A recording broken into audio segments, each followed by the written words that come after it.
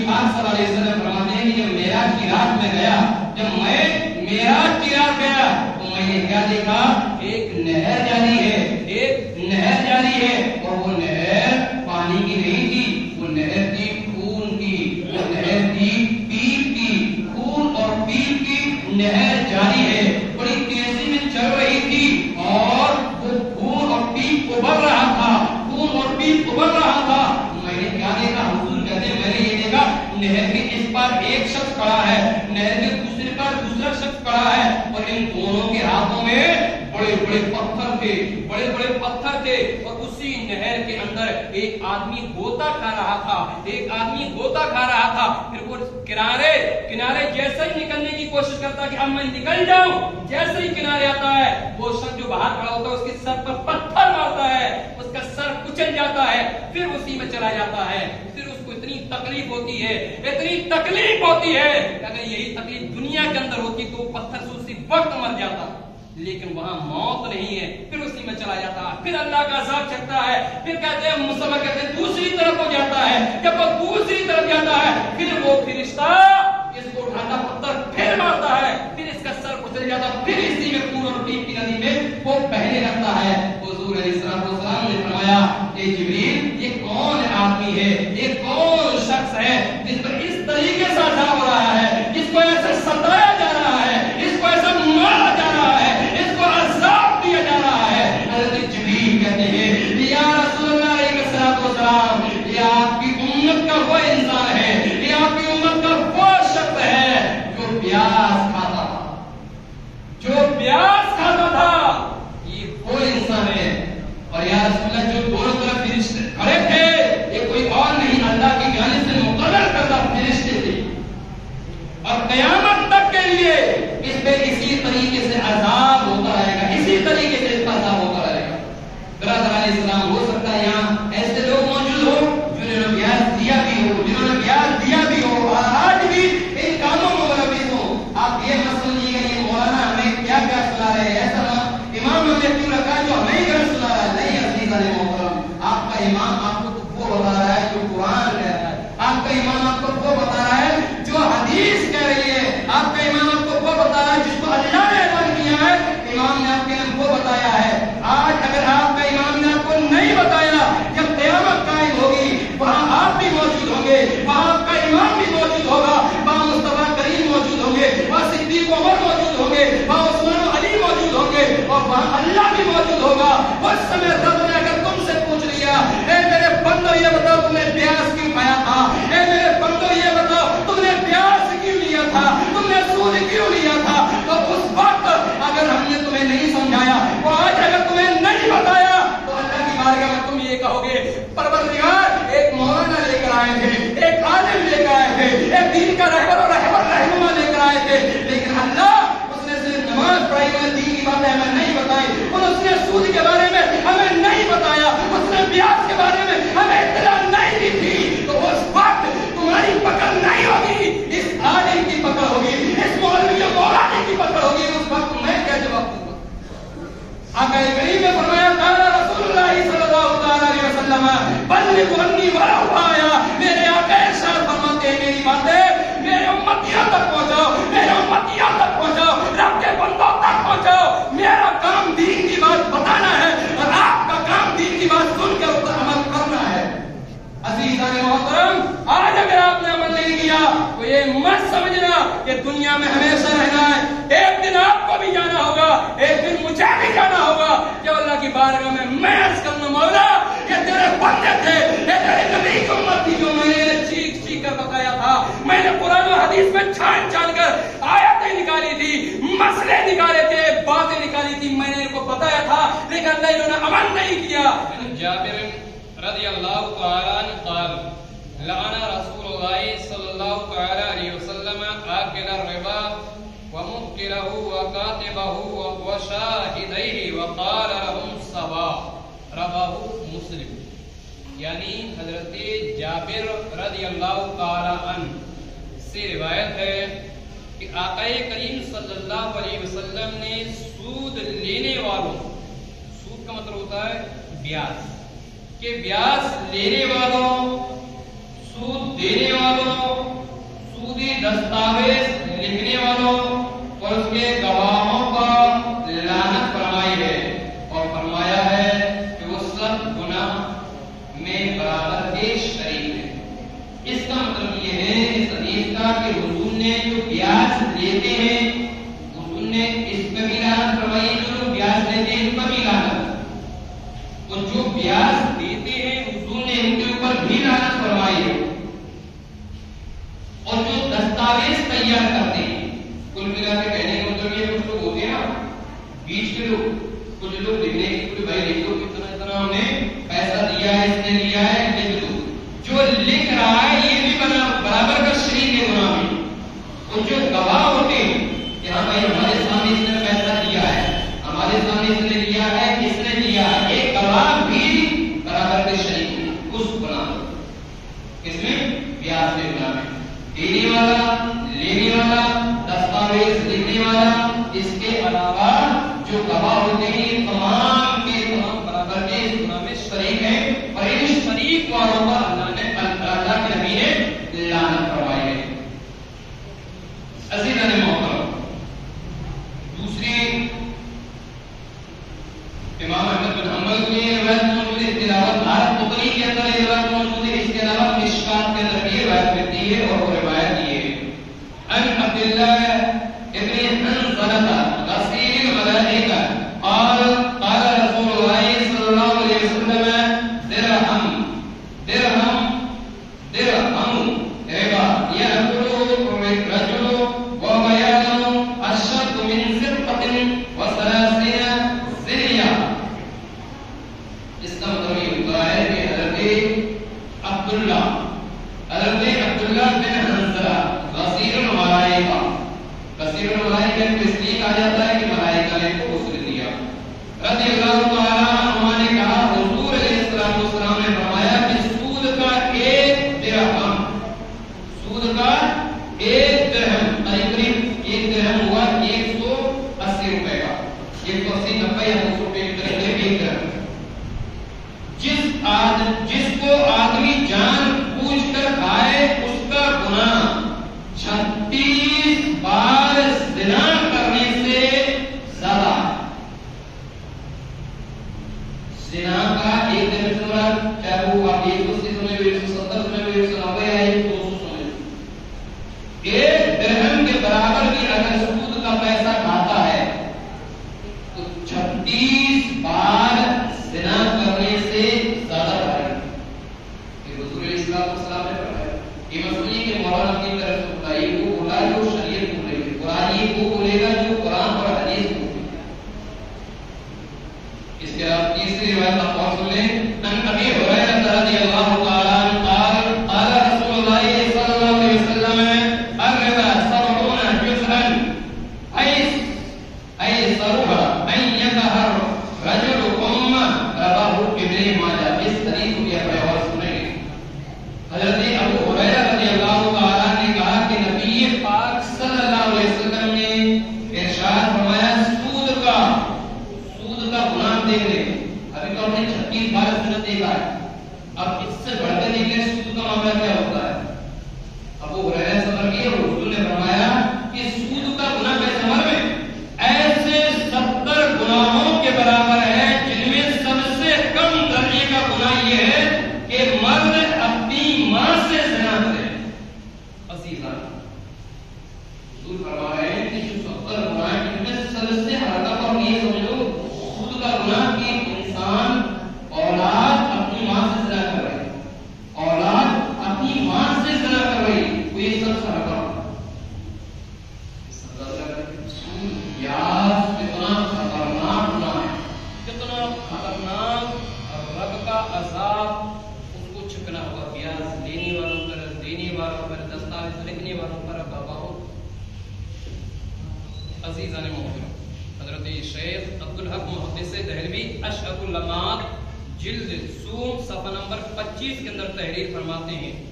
اور وہ یہ کہ ہر وہ قرض جس سے نفع حاصل ہو وہ بیاج ہے۔ اس کے علاوہ شیخ عبدالحق یہ بھی کہتے ہیں کہ سود حرام قطعی ہے اور اس کی حرمت کا انکار کرنے والا کافر ہے۔ اگر کوئی یہ کہے کہ سود حرام نہیں ہے، کوئی یہ کہہ دے کہ سود حرام نہیں ہے، تو مذہب اسلام سے اس کا کوئی تعلق نہیں ہے، اس لیے اس نے قرآن کا انکار کیا ہے، اللہ کے قول کا اس نے انکار کیا ہے۔ اور کچھ لوگ ایسا بھی ہوتے ہیں کہ ہاں بھائی جانتے ہیں حرام ہے پھر بھی لیتے ہیں، اس کے تعلق سے مسئلہ یہ ہے کہ حرام سمجھ کر سود لینے والا، حرام سمجھ کر بیاض لینے والا فاسق بھی ہے اور مرتد الشہادہ بھی ہے۔ مرتد الشہادہ کا مطلب یہ ہوتا ہے کہ جس کی گواہی قبول نہ ہو۔ عزیزان قرآن کے اندر اللہ ارشاد فرماتا ہے یمحق اللہ الربا ویربی الصدقات، اللہ نے بیاض حرام فرمایا ہے، اللہ نے سود حرام فرمایا ہے اور صدقہ کو حلال فرمایا ہے۔ تیسری پاری کا اللہ ارشاد فرماتا ہے۔ اس کے علاوہ پھر اللہ رب العزت نے کچھ چیزیں قرآن اور حدیث سے صبح سے جمع کر رہا تھا تو میں نے کہا کوئی ایک میں لکھ لوں وہ کیا ہے، کبھی کتاب دیکھو تو بہت لمبا موضوع ہو جاتا ہے، یعنی صبح سے بیان کرو تو قریب قریب شام تک نہ ختم تو اس کا شارٹ لے لیتے ہیں اس کے ذریعے سب آپ کو آسانی کے ساتھ بات پہنچ سکیں اور اللہ قرآن مقدس پارتی کے اندر ارشاد فرماتا ہے احل اللہ البیع وحرم الربا، اللہ نے حلال کیا ہے بیع کو اور حرام کیا ہے سود کو، یعنی بیع کا مطلب کوئی ہوتا ہے تجارت والا مسئلہ ہے، اور سود آپ جانتے ہیں بیاض حرام فرمایا ہے۔ اب یہاں کیا ہے، سود زنا سے بھی خطرناک ہے، سود زنا سے بھی خطرناک ہے، سود لینا اللہ سے اعلان جنگ ہے۔ عزیزان حدیث کے اندر کیا ہے کہ سود لینا، بیاض لینا گویا اللہ سے جنگ کا اعلان کر رہا ہے۔ پھر آگے فرماتا ہے سود حرام ہے اور سود جہنم میں لے جانے والا کام ہے۔ سود یعنی بیاض جہنم کی طرف لے جانے والا کام ہے۔ اس کے علاوہ یہ ہے کہ سود لینا جس طرح حرام ہے اسی طریقے سے سود یعنی بیاض دینا یہ بھی حرام ہے۔ فرض علوم سیکھیے 7 نمبر 584 کے اندر یہ روایت موجود ہے۔ عزیزان محترم اب پھر گناہ کبیرہ 7 نمبر 78 کے اندر یہ روایت ملتی ہے اور وہ یہ کہ اللہ رب العزت نے سود لینے اور سود دینے والوں پر دونوں کے اوپر اللہ نے لعنت فرمائی ہے، دونوں کے اوپر۔ عزیزان یہ سود اتنا خطرناک مرض ہے، اتنی خطرناک بیماری ہے، اتنا خطرناک کام ہے کہ بتاؤ ایک تو یہ کتنا خطرناک گناہ، دوسرا اپنے رب سے اعلان جنگ، تیسرا حضور پر لعنت فرمائی، چوتھا اللہ بھی اس کے اوپر لعنت فرماتا ہے، اور یہ پانچویں ہے کہ یہ سود، یہ بیاض، یہ جہنم کی طرف لے جانے والا عمل ہے۔ عزیزان محترم جو آدمی سود لیتا ہے، جو آدمی سود لیتا ہے، سود دیتا ہے، سود لینے والے کے رزق میں کبھی بھی برکت نہیں ہوتی، کبھی بھی برکت نہیں ہوتی، جتنا لیتا ہے لیتا ہی رہتا ہے، لیتا ہی رہتا ہے، اس کے رزق میں برکت دیتا ہی نہیں، کیونکہ حرام چیز کے اندر برکت نہیں دیتا ہے۔ تو جو سود لیتا ہے اس کے رزق میں برکت ختم ہو جاتی ہے، ایک اس کے گھر کے اندر خیر و برکت کا جو نزول ہوتا ہے، ربیہ سے جو رزق آتا ہے وہ رزق روک دیا جاتا ہے۔ اس کے علاوہ سود، جو آدمی سود لیتا ہے، جو آدمی بیاض لیتا ہے، یہ سمجھیے معاشرے کے اندر، اپنی سماج کے اندر اس کی کوئی اوقات، کوئی اہمیت نہیں رہ جاتی، پھر وہ عزت کی نگاہ سے نہیں دیکھا جاتا۔ اگر لوگوں میں مشہور ہے یہ بیاض لیتا ہے، اس کی کوئی اہمیت، کوئی حقیقت نہیں، کہ سماج کے اندر بھی غریبی کے نظر سے دیکھتے ہیں، وہ پتہ پڑ جائے کہ ہمارے پاس مال ہے نہیں آ رہا، قرض تو نہیں لے گا، تو پہلے آدمی اس کو دیکھ کے بھاگ جائے گا، کیا اوقات رہ گئی ہے۔ اب پھر آگے دیکھیں 4 لوگ وہ ہیں جن کے بارے میں اللہ نے صاف اعلان کر دیا، 4 لوگوں کے بارے میں ہمارے رب نے اعلان کر دیا، ہمارے اللہ نے اعلان کر دیا کہ 4 لوگ وہ ہیں، میں نے وعدہ کیا، اللہ کہتا میں نے 4 لوگوں کے بارے میں اعلان کر دیا، وعدہ نے دیا کہ 4 لوگوں کو میں نہیں بخشوں گا، 4 لوگوں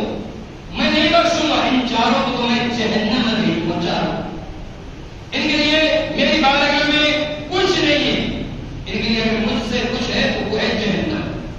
پہلا شرابی، پہلا مطلب شرابی کے بارے میں پہلے بھی میں نے آپ کو رمضان میں بتایا، رمضان کے علاوہ بتایا کہ شرابی کتنا خطرناک ہونا، شراب پینا کتنا خطرناک ہونا، ہر بار شرابی پہلے آتا ہے، ہر بار شرابی، اور سب میں یہی آتا ہے کہ شراب اندر یہ آتا ہے جس گھر کے اندر شرابی موجود ہو اس کے گھر کا تو کھانا بھی نہ جائز. شرابی انسان کے گھر کا کھانا بھی جائز نہیں ہے, یہ بھی ناجائز ہے. اور اس میں بھی پھر اللہ نے وعدہ فرما دیا ہے کہ چاہتے ہو وہ نہیں بخشو, اس میں بھی شراب کا معاملہ ہے کہ شرابی اس کو نہیں بخشو. دوسرا اللہ کہتا ہے کہ اس کو نہیں بخشوں گا, پھر میں جو بیاج دیتا ہے اس کو بھی میں نہیں بخشوں گا. جو بیاج دیتا ہے, جو سود لیتا ہے, اللہ کے یہاں اس کی بھی کوئی بخشش نہیں ہے. تو اگر خود ہی فرما دیا تو بخشو نہیں. تیسرا, یتیم کا جو ناحق مال کا, جو یتیم کا جو مال کھاتا ہے اس کو بھی اللہ نے بخشا. شارٹ کٹ میں بیان کر رہا ہوں. چوتھا یہ کہ جو ماں باپ کو جو ستاتا ہے, جس نے اپنے ماں باپ کو پریشان کیا ہے, جس نے اپنے ماں باپ کو ناراض کیا ہے, اللہ اسے بھی نہیں بخشے گا. عزیزان محترم, آقا کریم صلی اللہ علیہ وسلم نے خطبہ دیا, صحابہ کرام سامنے موجود تھے. حضور خطبہ دے رہے ہیں, صحابہ سامنے موجود ہے. اب جب صحابہ سامنے موجود ہیں, میرے آقا نے کیا خطبہ دیا وہ ذرا سن لیں. فرمایا ایسا مال جسے آدمی بطور سود لیتا ہے, یعنی سود کے بیاج کے طور پر لیتا ہے, اللہ کے نزدیک 33 مرتبہ زنا کرنے سے زیادہ برا ہے. جو سود لیتا ہے, جو بیاج لیتا ہے, حضور نے فرما دیا کہ اللہ کے نزدیک 33 بار زنا کرنے سے زیادہ برا ہے. مقاصد القلوب صفحہ نمبر 481 کے اندر یہ روایت. اس کے علاوہ پھر چوتھی جگہ, جب کسی شہر میں زنا, جب کسی شہر میں, کسی علاقے میں, کسی جگہ جب زنا اور سود عام ہو جائے, ایک زنا عام ہو جائے, ایک بیاج عام ہو جائے, تو انہوں نے گویا خود ہی اللہ کے عذاب کو دعوت دے دی ہے. کسی علاقے میں اگر یہ مشہور ہے وہ زنا عام طور پر اور زیادہ زنا ہونے لگا کسی بستی کے اندر, یا یہ کہ بیاج بہت زیادہ لینے لگے, تو یہ سمجھ لو یہ لوگ خود اپنے رب کے عذاب کو دعوت دے رہے ہیں, اللہ کو چیلنج کر رہے ہیں. جو رب کو چیلنج کرتے ہیں اللہ اس کو تباہ و برباد کر دیتے ہیں. تصریح کرنے کو مقاصد القلوب صفحہ نمبر 482 کی روایت موجود. اس کے علاوہ اللہ رب العزت قرآن مقدس پارہ 3 آیت نمبر 278 اور 279 کے اندر ارشاد فرماتا ہے, یا ایھا الذین آمنوا اتقوا اللہ وذروا ما بقی من الربا ان کنتم مؤمنین فإن لم تفعلوا فآذنوا بحرب من اللہ ورسولہ وإن تبتم فلکم رؤوس أموالکم لا تظلمون ولا تظلمون. اے ایمان والو, اے مسلمانوں, اے مومنوں, اللہ سے ڈرو, اللہ سے ڈرو, اپنے رب سے ڈرو, اس سے ڈرو جس نے ساری کائنات کو پیدا کیا ہے, اس خالق و مالک سے ڈرو جس نے سب کچھ پیدا کیا ہے. جو کچھ تمہارے سوا, جو کچھ تمہارا سود باقی رہ گیا ہے, بیاج باقی رہ گیا ہے, چھوڑ دو, چھوڑ دو. اگر تم مومن ہو, اگر تمہارا بیاج کسی پر رہ گیا اسے چھوڑ دو, چھوڑ دو. ان کنتم مؤمنین, اگر تم مومن ہو, اگر تم مسلمان ہو, چھوڑ دو بیاج کو. اور اگر تم نے ایسا نہ کیا تو تم کو اللہ اور رسول کی طرف سے اعلان جنگ ہوتا ہے. اگر تم نے بیاج لینا نہیں چھوڑا, تم نے بیاج دینا نہیں چھوڑا, تو اللہ قرآن کے اندر کہتا ہے کہ تم نے اللہ اور اس کے رسول کو اعلان جنگ کا اعلان کر دیا ہے. اور اللہ اور اس کے رسول کو جو اعلان جنگ کر دے پھر اس کے اوپر تباہی آنے میں سمے نہیں لگتا. چھوڑ دو اگر تم مومن ہو, اور تم نے ایسا نہ کیا تو تم کو اللہ اور اس کے رسول کی طرف ایسا اعلان جنگ ہے. اور اگر تمہیں توبہ کر لو, اور اگر تم توبہ کر لو تو تمہیں تمہارا اصل مال مل جائے گا, تمہیں اصل مال ملے گا. نہ دوسروں پر تم ظلم کرو اور نہ دوسرا تمہارے اوپر ظلم کرے. عزیزان گرامی, یہ قرآن کا اعلان صاف طور پر ہے کہ کسی نہ تو بیاج دو, نہ تم بیاج دو. اگر غلطی ہو چکی ہے تو اس کو وہیں کے وہیں چھوڑ دو.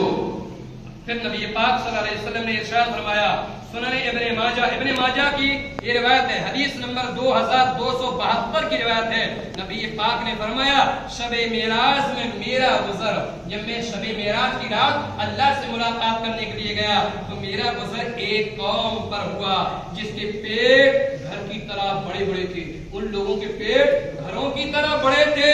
ان پیٹوں میں سانپ ہے، سانپ جو باہر سے دکھائی دے رہے ہیں۔ میں نے پوچھا جبریل یہ کون لوگ ہیں؟ تو انہوں نے کہا یا رسول اللہ علیہ الصلوۃ والسلام یہ تو وہ لوگ ہیں، یہ وہ لوگ ہیں جو سود کھاتے ہیں، جو سود کھاتے ہیں، جو بیاج کھاتے ہیں، یہ وہ لوگ ہیں۔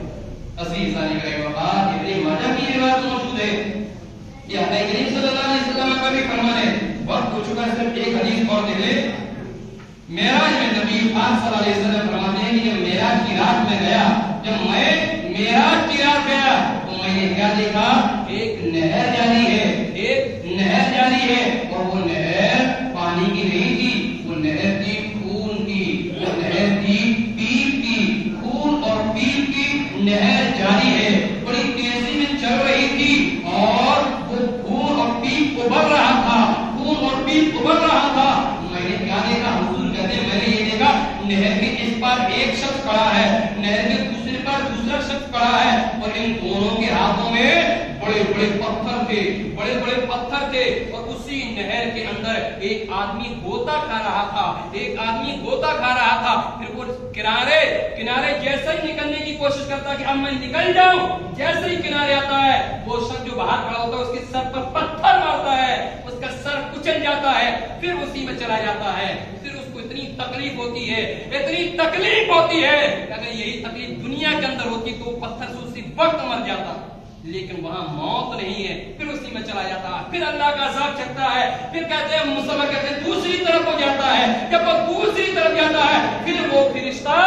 اس کو اٹھاتا پتھر پھر مارتا ہے، پھر اس کا سر کچل جاتا، پھر اسی میں خون اور پیپ کی ندی میں وہ بہنے لگتا ہے۔ حضور علیہ السلام نے فرمایا کہ جبریل یہ کون آدمی ہے، یہ کون شخص ہے جس پر اس طریقے سے عذاب ہو رہا ہے، جس کو ایسے ستایا جا رہا ہے، اس کو ایسا مارا جا رہا ہے، اس کو عذاب دیا جا رہا ہے؟ حضرت جبریل کہتے ہیں یا رسول اللہ علیہ السلام یہ آپ کی امت کا وہ انسان ہے، یہ آپ کی امت کا وہ شخص ہے جو پیاس کھاتا تھا، جو پیاس کھاتا تھا، یہ وہ انسان ہے۔ اور یا رسول اللہ جو دونوں طرف فرشتے کھڑے تھے یہ کوئی اور نہیں اللہ کی جانب سے مقرر کردہ فرشتے تھے، اور قیامت تک کے لیے اس پہ اسی طریقے سے عذاب ہوتا رہے گا، اسی طریقے سے اس پر عذاب ہوتا رہے گا۔ برادر علیہ السلام ہو سکتا ہے یہاں ایسے لوگ موجود ہو جنہوں نے بیاج دیا بھی ہو، جنہوں نے بیاج دیا بھی ہو اور آج بھی ان کاموں میں ملوث ہو۔ آپ یہ مت سمجھیے گا یہ مولانا ہمیں کیا کیا سنا رہے ہیں، ایسا نہ امام نے کیوں رکھا ہے جو ہمیں غلط سنا رہا ہے، نہیں عزیز علیہ محترم، آپ کا امام آپ کو وہ بتا رہا ہے جو قرآن کہہ رہا ہے، آپ کا امام آپ کو وہ بتا رہا ہے جو حدیث کہہ رہی ہے، آپ کا امام آپ کو وہ بتا رہا ہے جس کو اللہ نے بیان کیا ہے، امام نے آپ کے وہ بتایا ہے۔ آج اگر آپ کا امام نے آپ کو نہیں بتایا، جب قیامت قائم ہوگی وہاں آپ بھی موجود ہوں گے، وہاں آپ کا امام بھی موجود ہوگا، وہاں مصطفیٰ کریم موجود ہوں گے، وہاں صدیق عمر موجود ہوں گے، وہاں عثمان و علی موجود ہوں گے، اور وہاں اللہ بھی موجود ہوگا۔ اس سمے رب نے اگر تم سے پوچھ لیا اے میرے بندو یہ بتاؤ تم نے پیاس کیوں کھایا تھا، اے میرے بندو یہ بتاؤ تم نے پیاس کیوں لیا تھا، تم نے سود کیوں لیا تھا، تو اس وقت اگر ہم نے تمہیں نہیں سمجھایا، وہ آج اگر تمہیں نہیں بتایا تو اللہ کی بارگاہ میں تم یہ کہو گے پروردگار ایک مولانا لے کر آئے تھے، ایک عالم لے کر آئے تھے، ایک دین کا رہنما لے کر آئے تھے، لیکن اللہ اس نے صرف نماز پڑھائی، انہیں دین کی باتیں ہمیں نہیں بتائی، اور اس نے سود کے بارے میں ہمیں نہیں بتایا، اس نے بیاج کے بارے میں ہمیں اطلاع نہیں دی تھی، تو اس وقت تمہاری پکڑ نہیں ہوگی، اس عالم کی پکڑ ہوگی، اس مولوی مولانا کی پکڑ ہوگی، اس وقت میں کیا جواب دوں گا؟ آقا کریم نے فرمایا قال رسول اللہ صلی اللہ علیہ وسلم بلغ عنی ولو آیا، میرے آقا ارشاد فرماتے ہیں میری باتیں میرے امتیوں تک پہنچاؤ، میرے امتیوں تک پہنچاؤ، رب کے بندوں تک پہنچاؤ۔ میرا کام دین کی بات بتانا ہے اور آپ کا کام دین کی بات سن کر اس پر عمل کرنا ہے۔ عزیزان محترم آج اگر آپ نے عمل نہیں کیا تو یہ مت سمجھنا کہ دنیا میں ہمیشہ رہنا ہے۔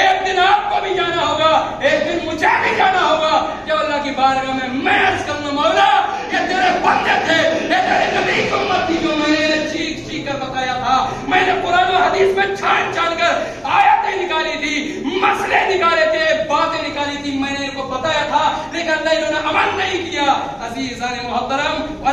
محترم، اللہ کے یہاں انصاف ہے، کہیں ایسا نہ ہو اے میرے ماننے والوں، اے رسول ہاشمی کے امتی، اللہ کے بندو،